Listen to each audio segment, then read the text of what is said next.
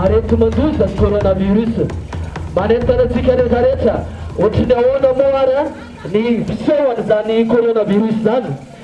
dia miseho le tranga hoe misy kohaka dia voan'ny gripa ary mafana hoditra miaro amin'ny fahasemporana izany aretina izany mba tsy hatongavantsika amin'izany dia efa maro ireo torohevitra hitantsika any amin'ny radio sy ny télé fa hamafisina etona foana ihany antsoy avy hatrany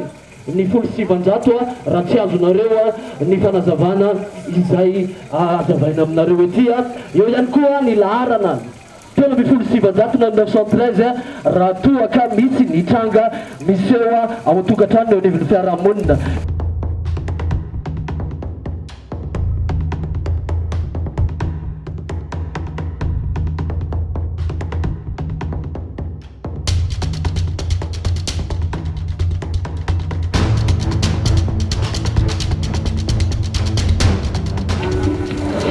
Dia entana tranatranatsika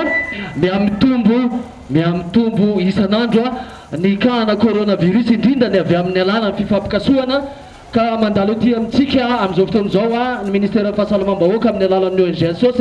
tsy mitsahatra manentana andaotsika ralahy andaotsika ranabavy andaotsika ray aman-dreny hiaraka hanaja ilay fepetra mba tsy ho tonga ohatran'ireo tranga any amin'ny firenendehibe misy hatramin'ny 2 ary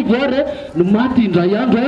dia inony zany fa noho ny tsy fitandremana andaotsika rehetrarehetra anaja ilay elanelana ray metatra satria ny antony dia zao tsy fantatra intsony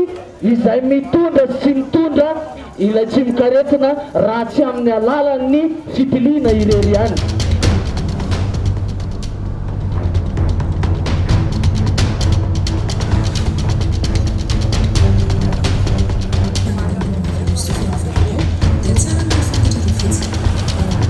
Etika fanetanana amin'ny alalan'ny animateur mobile izay mitety ny arrondissement rehetra zany eto Antananarivo renivohitra. Ny antony tena anaovana anazy ity moa zany dia raha antsika malala fa maro ihany ireo olona izay tsy mahita télé no tsy mahita radio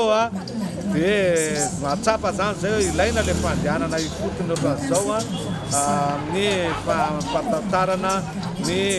torohevitra sy ny zavatra tokony atao ny fiarovana amin'ny fianak'ity aretina Covid-19 ity eto amintsika. Ity moa zany dia raha ny ministère amin'ny fahasalamam-bahoaka sy ny ONG SOS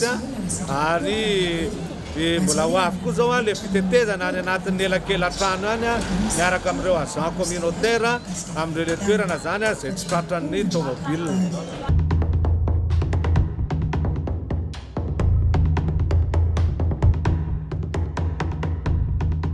Paritaka eran'izao tontolo izao anisany misy azy eto amintsika eto Madagasikara ka iangaviantsika rehetra mba hanaraka ny toromarika izay efa tradraratrainao olombelona